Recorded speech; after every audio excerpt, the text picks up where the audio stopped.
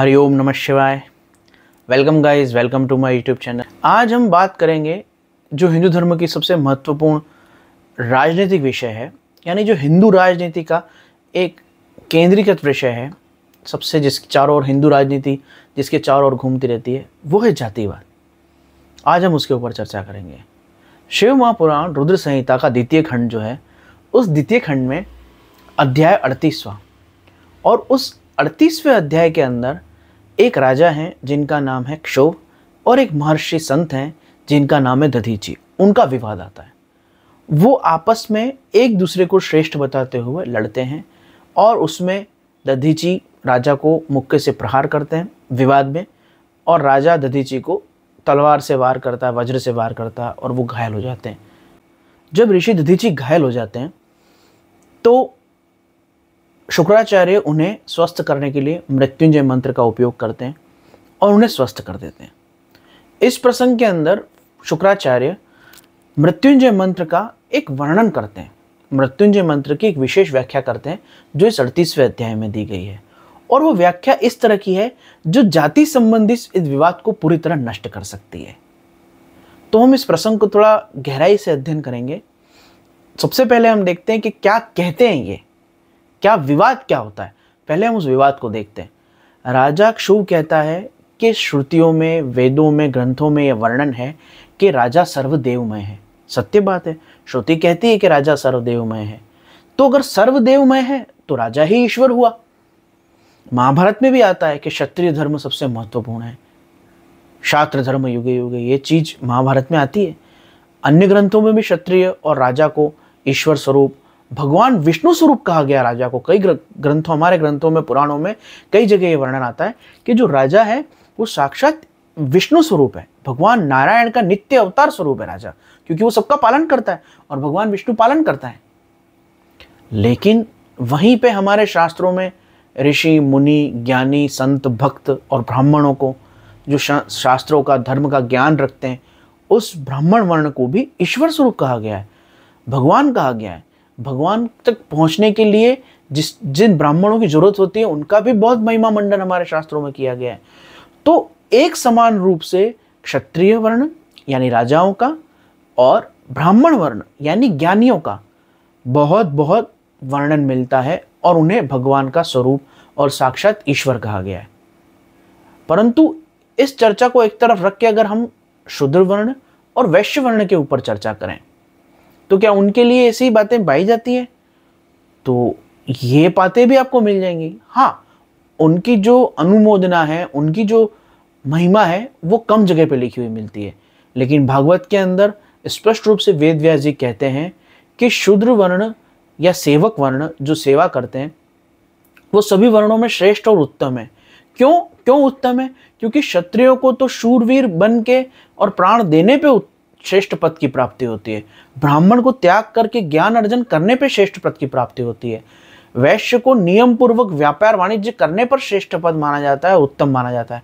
परंतु शूद्र को इतनी कोई जटिलताओं का सामना नहीं करना है, उसे केवल अन्य वर्णों की सेवा करनी है, अपने सेवा के कर्म को सही तरह से करना है, और इतने मात्र से ही उसका कार्य पूर्ण हो जाता है और वो अपनी पूर्णता को प्राप्त कर लेता है और उसकी श्रेष्ठता सिद्ध हो जाती है और उसको सम्मान प्राप्त हो जाता है अगर वो उचित ढंग से सेवा का कार्य कर ले। उसे बहुत सारा ज्ञान अर्जन नहीं करना, उसे शूरवीरता के लिए प्राण नहीं देने, उसे सत्य का पालन करके और सही तरह से अपने जीवन को पूरी तरह नियमों में बांध के नहीं रखना है। लेकिन फिर भी वो अगर सही तरह से अपनी सेवा कर्म करे तो वो भी श्रेष्ठ हो जाता है। उसी प्रकार से अगर हम मनुस्मृति की बात करें तो उसमें आता है कि अगर शूद्र वयोवृद्ध है तो ब्राह्मण को भी उसके पैर छूने चाहिए, यह आता है। इसके अलावा हम गीता में जाएं तो भगवान श्री कृष्ण कहते हैं चतुर्वर्ण मया षष्टम गुण कर्म विभागश, यानी जो भी सब ये वर्ण हैं ये कर्म के आधार पे बने, जिसका जैसा कर्म होता है वो उसी वर्ण का कहा जाता है। अगर ब्राह्मण के श्रेष्ठ कर्म है तो ही वो ब्राह्मण है, अगर उसके कर्म बुरे हैं तो वो ब्राह्मण नहीं, नीच है, अपवित्र है। उसी प्रकार से अगर कोई सेवक वर्ग में या शूद्र वर्ग में उत्पन्न हुआ है परंतु उसके श्रेष्ठ कर्म हैं तो ब्राह्मण ही है। जैसा कि हम वाल्मीकि ऋषि के प्रसंग में देख सकते हैं कि उन्हें हम ऋषि मान के पूछते हैं, सम्मान करते हैं। तो इस विवाद को गहराई से हम देखें तो हम ये पाएंगे कि हमारे शास्त्र इस तरह की बातों से भरे हुए हैं जो विरोधाभासी हैं। कहीं ब्राह्मण को कहा जा रहा है वो श्रेष्ठ है, ईश्वर के समान है, कहीं राजा को और क्षत्रिय को कहा जा रहा है कि वो श्रेष्ठ है, ईश्वर के समान है, और कहीं पे शूद्र को कहा जा रहा है और कहीं पे वैश्य को भी कहा जा रहा है। वैश्य और शूद्र के लिए ऐसे प्रमाण और ऐसे श्लोक आपको कम मिलेंगे, उन्हें खोजना पड़ेगा। ब्राह्मण के लिए बहुत आसानी से मिल जाएंगे और क्षत्रिय के लिए थोड़ा प्रयास करने पे आपको ऐसे श्लोक, ऐसी उक्तियां आपको सरलता से सभी शास्त्रों में मिल जाएंगी। तो विवाद ये बनता है कि हम किसे श्रेष्ठ माने, कौन सर्वोत्तम है। और इसी विवाद के चक्कर में, यही विवाद करते हुए क्षोभ और दधीची आपस में लड़ पड़े और जिसमें राजा ने शस्त्र से प्रहार करके दधीची को बुरी तरह घायल कर दिया। और उसके बाद शुक्राचार्य ने उन्हें मंत्र का उपदेश किया और उन्हें कहा कि आप इस मंत्र का जाप करें। उस मंत्र की जो व्याख्या है वो इन सभी विवादों का अंत है।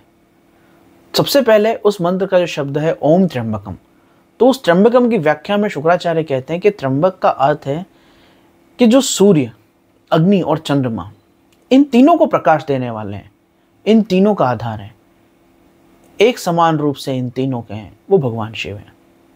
फिर इस त्र्यंबक का अर्थ वो बताते हैं कि जो ब्रह्मा, विष्णु, महेश एवं दुर्गा, सरस्वती, लक्ष्मी, इन तीन स्वरूपों के जो ईश्वर के प्रमुख स्वरूप हैं।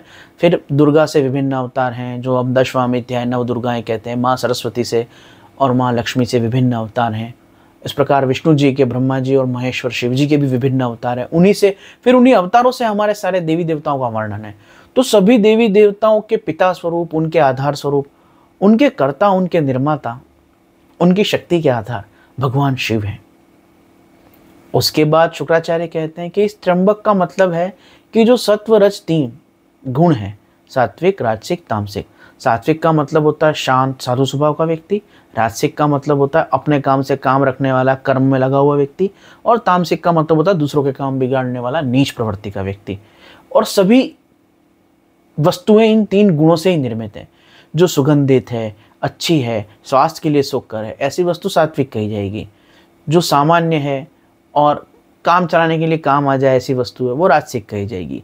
और जो दुर्गंध युक्त है, शरीर को, स्वयं को नुकसान करने वाली वस्तु है, वो तामसिक होंगी। मनुष्यों में, पशु में, पक्षी में, हर वस्तु में ये 3 ही गुण पाए जाते हैं, 3 ही श्रेणियां पाई जाती हैं। तो ये चर अचर जो भी जगत है वो 3 गुणों का स्वरूप है। और त्र्यंबक का मतलब है इन 3 गुणों के निर्माता, इन 3 गुणों के शासनकर्ता। इन तीनों गुणों का शासनकर्ता भगवान शिव स्वयं है। त्र्यंबक का मतलब है कि जो ये विभिन्न वर्ण हैं, वो वर्ण भी इन 3 गुणों से ही बने और इन 3 गुणों के कर्ता धर्ता शिव हैं। तो चारों ही वर्ण जो हम देखते हैं, वो चारों वर्ण भगवान शिव के ही आधार से बने हैं और भगवान शिव ही इन स्वरूपों में, ब्रह्मा, विष्णु, महेश के रूप में शिव हैं, सात्विक, राजसिक, तामसिक के रूप में शिव हैं, और सूर्य, चंद्र और अग्नि के रूप में शिव हैं। इनको प्रकाश देने वाले भी शिव हैं। यहाँ जो चर अचर जो कुछ भी है वो भगवान शिव ही है। तो ये त्र्यंबक का व्याख्या उन्होंने की। अगला है सुगंधिम और फिर पुष्टिवर्धनम। सुगंधिम की जो व्याख्या करते हैं शुक्राचार्य, वो कहते हैं कि जिस प्रकार जो पुष्प हैं, फूल हैं, उनका सार क्या है? पुष्पों का सार है उनकी सुगंध। उसी प्रकार इस जगत का जो सार है वो है भगवान शिव।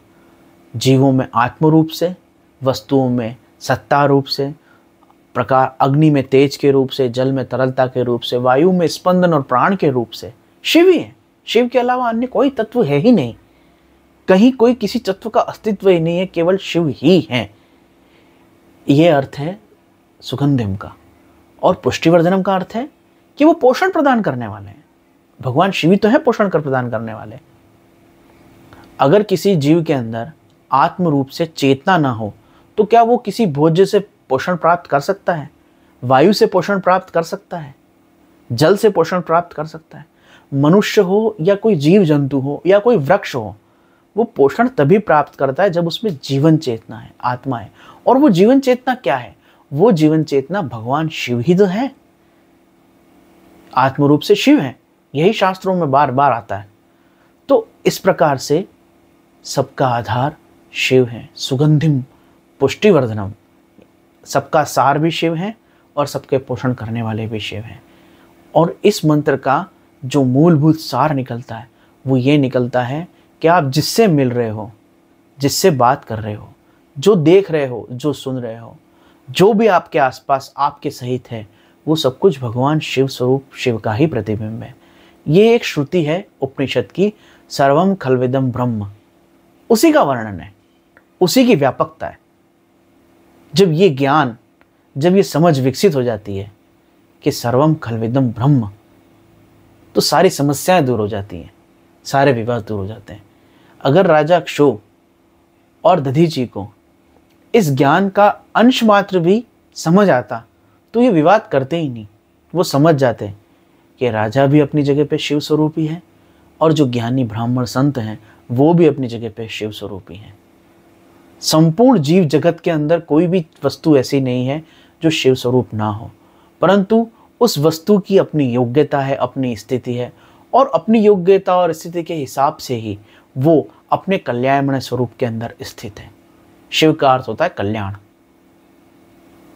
तो ये वो सबसे महत्वपूर्ण ज्ञान है जो विवादों का अंत करता है कि जहाँ राजा है और उसकी आवश्यकता है वहाँ वो श्रेष्ठ है, जहाँ ज्ञानी है वहाँ उसकी श्रेष्ठता है, जहाँ सेवक वर्ग जरूरी है, शूद्र वर्ग जरूरी है, वहाँ उसकी श्रेष्ठता है, और जहाँ व्यापार और वाणिज्य आवश्यक है वहाँ उसकी श्रेष्ठता है।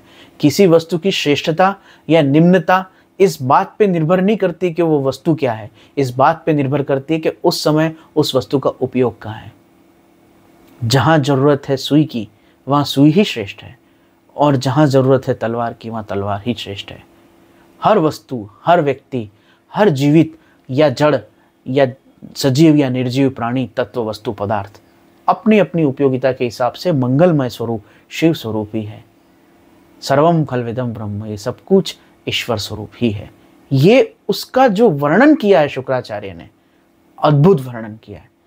और इतना साधारण सा ज्ञान अगर शास्त्रों के बड़ी बड़ी चर्चाएं करने वाले लोग स्वीकार कर लें, शास्त्रों में से बड़ी बड़ी नुस्ख निकालने वाले, दोष निकालने वाले, इस स्वाभाविक से ज्ञान को जो सरलता से लिखा हुआ, आगे आगे शब्दों में ही लिखा हुआ है, इसको समझने के लिए दिमाग भी नहीं लगाना पड़ता, बस ऐसे ही लिखा हुआ है, कहीं गुप्त रूप से भी नहीं है, स्पष्ट सामने लिखा हुआ है, केवल इसे स्वीकार कर लें तो विवाद बचता ही नहीं है। राजा अपने कर्मों में शिव स्वरूप है, ईश्वर स्वरूप है, श्रेष्ठ है। ज्ञानी संत अपने स्वरूप में, अपने कर्म में, अपने क्षेत्र में शिव स्वरूप, श्रेष्ठ स्वरूप है। और उसी प्रकार से व्यापारी और वाणिज्यिक वर्ग एवं सेवा करने वाले शूद्र वर्ग अपने क्षेत्र में श्रेष्ठ हैं।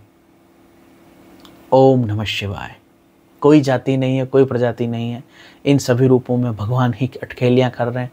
हमें बस ये केवल स्वीकार करना है कि जो भेद है वो कार्य और गुणों के हिसाब से व्यवहार में है, वास्तविकता में तो सब एक परमात्मा के ही प्रतिबिंब हैं, उसकी ही संतान है। ओम नमः शिवाय। हरि ओम नमः शिवाय।